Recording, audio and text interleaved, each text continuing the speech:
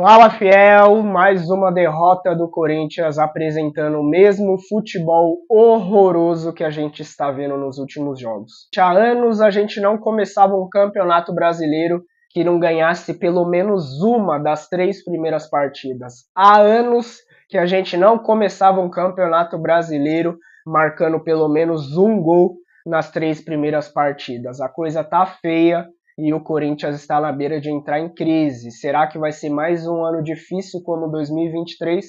Um time de milhões que não consegue jogar futebol, não consegue dominar uma bola, não consegue trabalhar jogadas, é surpreendido, é envolvido pelos adversários e às vezes adversários pequenos. Vamos ver o que a mídia tem para falar do Corinthians, que só soma um ponto de 9 disputados e tem partidas importantes aí durante a semana e também no fim de semana contra o Fluminense. Fica com o vídeo. Foi um jogo que o Corinthians até teve uma atuação melhor do que teve nos outros jogos, né? Também achei. Atuou melhor, mas ainda sofre bastante ainda, né? Tomou gol logo no começo do jogo, né? Aliás, que golaço. Logo na primeira saída do Corinthians, no contra-ataque. É lindo. Saiu o gol. Vitinho, desculpa. Vitinho, trouxe pra dentro, tirou do Cássio, sem chance pro Cássio. É um Corinthians que ainda está se organizando ainda, né? Mas não pode ter tanta margem para erros igual teve e está tendo nesse começo do campeonato, né? Já tem uma certa pressão já por cobrança do presidente aos jogadores no vestiário. Aí o gol, aí a análise do gol, né? A gente falou tanto de inversão de jogada na Arena NRV também, que bela inversão. Ótima inversão foi do Bruninho.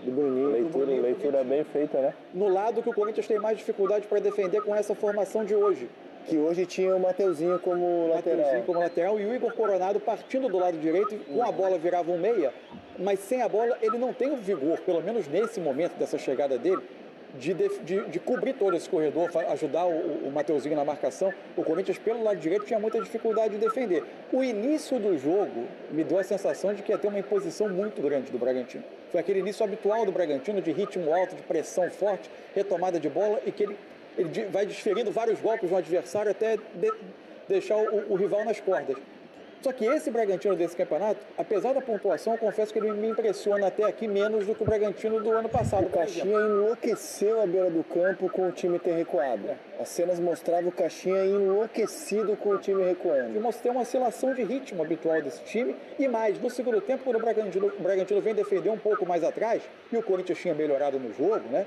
Esse aí é o lance do Pedro Henrique, que acabou anulado por impedimento bem marcado. Sim. Hoje foi titular o Pedro Henrique. Isso. O ataque, aliás, bem modificado hoje, com o Igor Coronado, Pedro Raul e Pedro Henrique, né? O Romero e o Roberto entraram no decorrer do jogo. O Antônio desconversou, disse que não poupou, escalou o melhor time para o jogo, mas obviamente ele poupou os titulares do ataque hoje. Eu acho que acho que isso é um assunto, a gente pode falar disso daqui a pouco, eu acho que a gente vai precisar mudar a abordagem disso ao longo do campeonato. Mas ele fez uma escolha, próximo jogo do Argentino Júnior fora. Eu acho que o melhor rendimento, no calendário brasileiro, o melhor rendimento a cada jogo, isso aí são os sinalizadores. O jogo é paralisado no melhor momento do Corinthians, isso, porque a torcida do Corinthians acendeu o sinalizador. E o Corinthians na volta não foi o mesmo. Não, exatamente. Teve uma quebra de ritmo do Corinthians.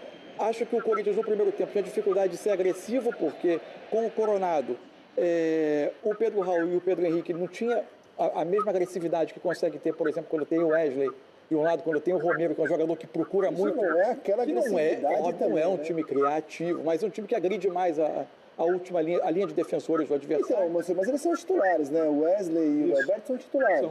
Quando você não joga com eles hoje, assim, não é uma crítica, não é uma constatação. Ninguém está conseguindo jogar com o mesmo time quarta e domingo. É isso, esse é o ponto. Ninguém joga. Por exemplo, aí você faz escolhas. É isso. Eu tenho dito o seguinte, para mim o campeão brasileiro, nem o campeonato do Corinthians, aparentemente, mas é só uma figura de linguagem. Seguramente não será o campeonato do Corinthians.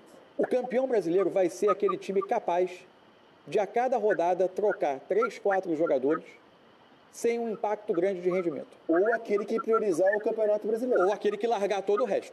Isso. Vou priorizar esse campeonato. Claro. Porque o melhor rendimento possível não vai ser com a repetição de jogadores, porque os jogadores não vão aguentar.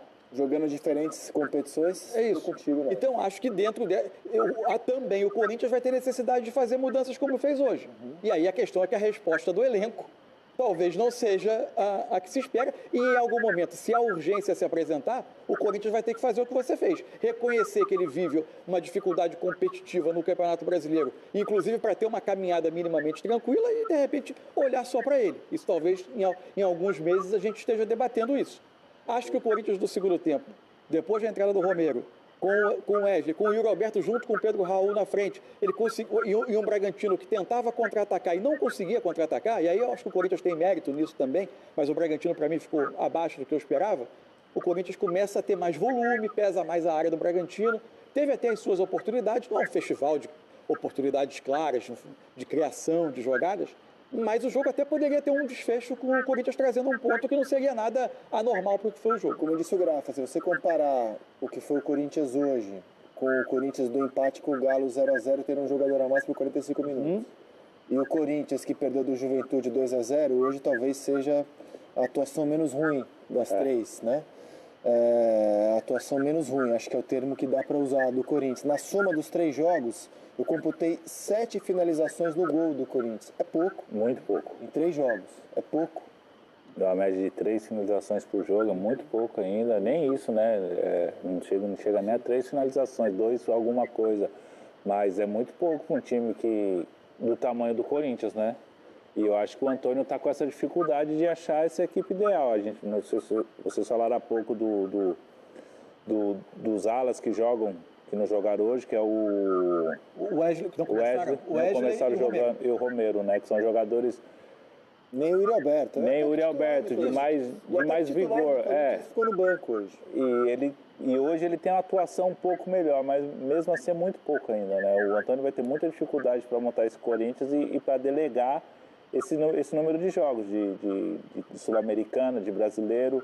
Não é uma viagem longa, é uma viagem aqui na Argentina, não é um Equador, uma Bolívia nem nada, mas mesmo assim ele poupou.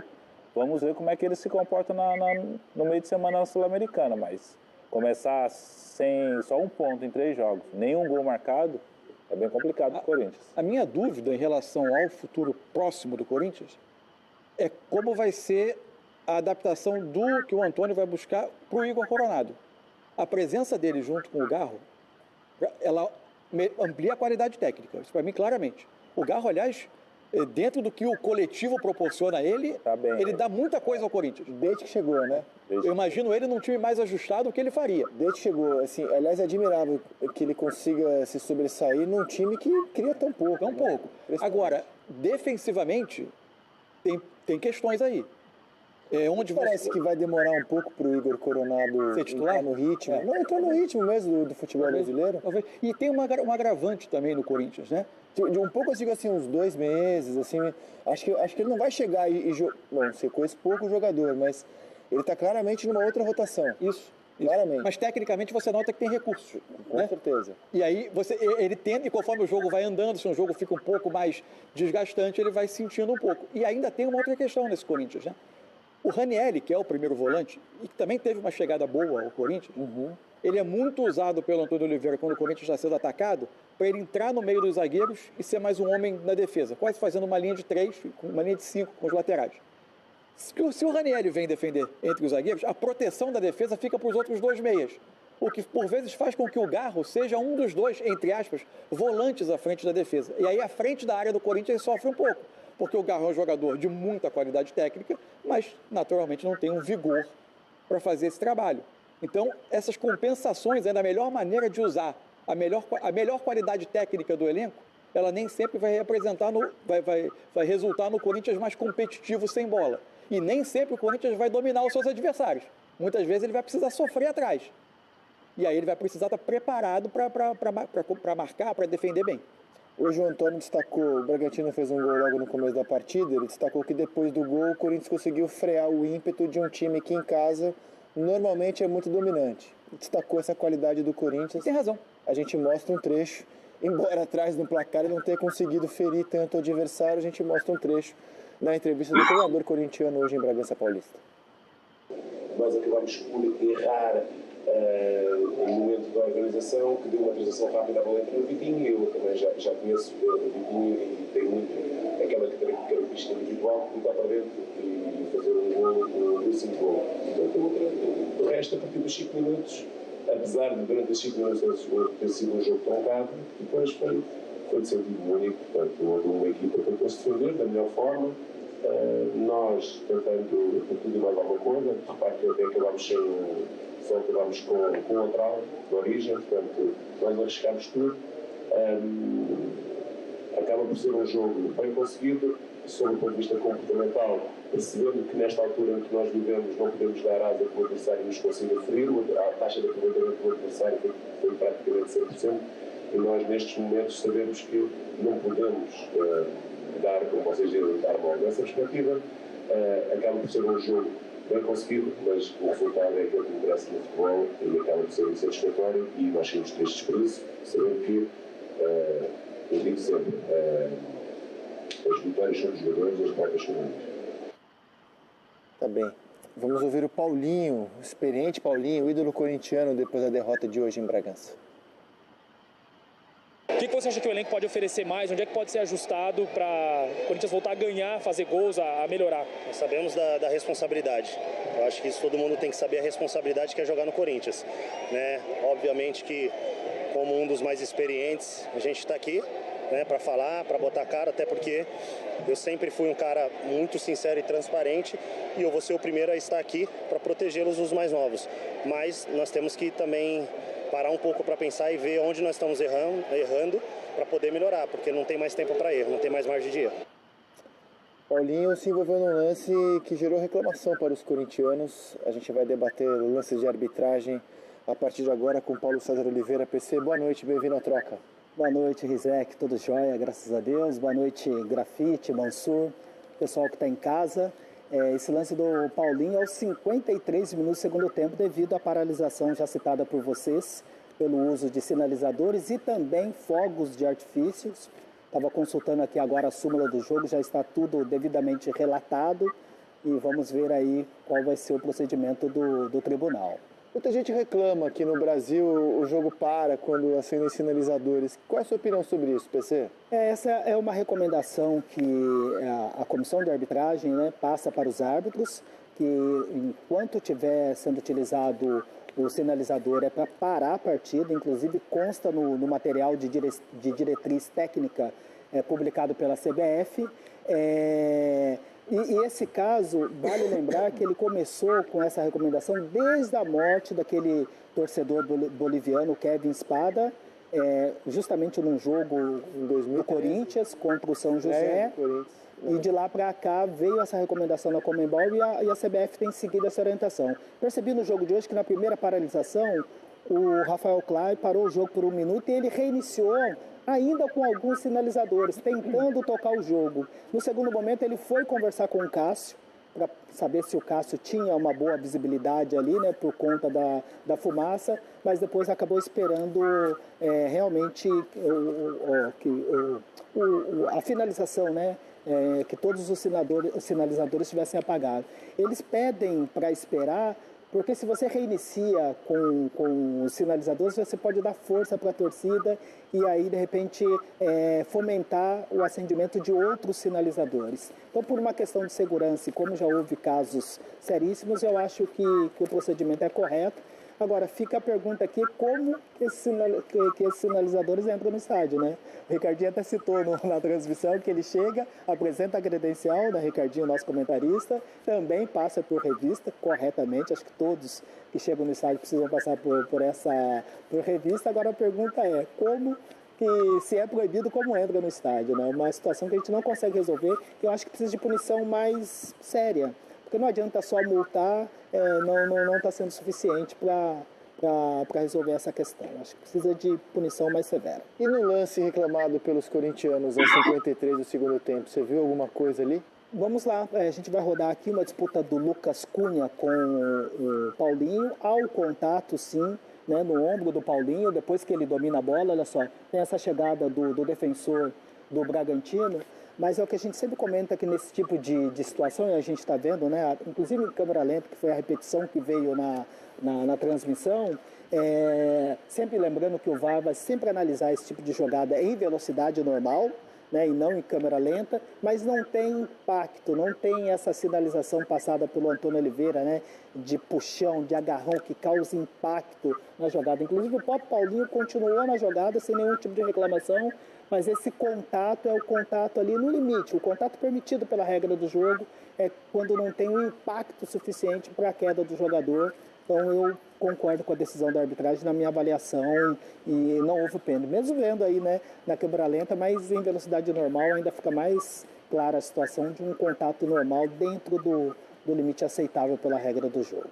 Temos um consenso ou alguém viu algo que o juiz deixou de marcar aí? O que depender de mim, o consenso. Para mim, depois que termina o contato, o Paulinho ainda está perfeitamente equilibrado. Depois que a bola é afastada, que ele faz esboça uma reclamação. Ainda está equilibrado, aí que ele ergue os braços. Não vi, foi nada. Aí você, Grafão? Tem um braço ali no braço dele ali, mas não é o suficiente para tirá-lo da jogada. Acho que ele perde muito o tempo da bola ali no controle ali, ó. E quando ele vai tentar finalizar, o outro jogador já chegou em cima e ele acaba se jogando. Contato mínimo ali, acho que não é o bastante para derrubá-lo, não. Paulinho, que com a lesão do Maicon, deve ser mais utilizado do que mais cedo do que o próprio clube esperava, né, no decorrer da temporada. Essa volta do Maicon ao Corinthians, né? Lesões, muitas lesões. Muitas lesões. PC foi fácil esse lance. Depois você fala, o bicho vai pegar porque a gente vai pro Clássico Carioca. Aí sim. Tá bom? Aí acho que vai rolar um bom debate. Então, troca de passes, faz uma rápida parada e a gente volta já já. Fiel, é isso que a gente tem para apresentar. Infelizmente, a torcida que criou esperança, que parecia que o Corinthians ia ter um ano melhor, agora já vive preocupada. São 3 partidas do Campeonato Brasileiro, 2 derrotas e 1 empate, e a coisa pode complicar ainda mais se perder para o Argentino Júnior na Sul-Americana, e também tem logo o Fluminense na Neoquímica Arena. Pelo menos vai estar ao lado da torcida jogando em casa, e espero que seja a primeira vitória do Timão no Brasileirão. Antônio Oliveira ainda está procurando o time ideal, parece que tinha encontrado, mas quando o Maicon se machuca, parece que todo o time sentiu, bagunçou, todo o esquema que o Antônio Oliveira parecia ter encontrado se perdeu. Usou o Bidon por um tempo, mas depois tirou o jogador insistindo no Vera e não acho que é a melhor. Vera não consegue ajudar na defesa, não cria nada no ataque. Às vezes dá um chutinhozinho de fora da área e isso é muito pouco. Infelizmente a gente fica na dependência de o Garro colocar uma bola para o ataque que muitas vezes nem aproveita essas bolas. Pedro Raul o jogo inteiro não fez nada, não consegue dominar uma bola. O time é envolvido pelos adversários, seja menor do que forem o adversário, o Corinthians não consegue impor e nem jogar o seu futebol. Bola parece que queima no pé dos jogadores, jogadores que recebem milhares de reais para apresentar isso que vem apresentando. Vamos torcer aí para dias melhores e até o próximo vídeo. Nem tem mais o que falar, Fiel.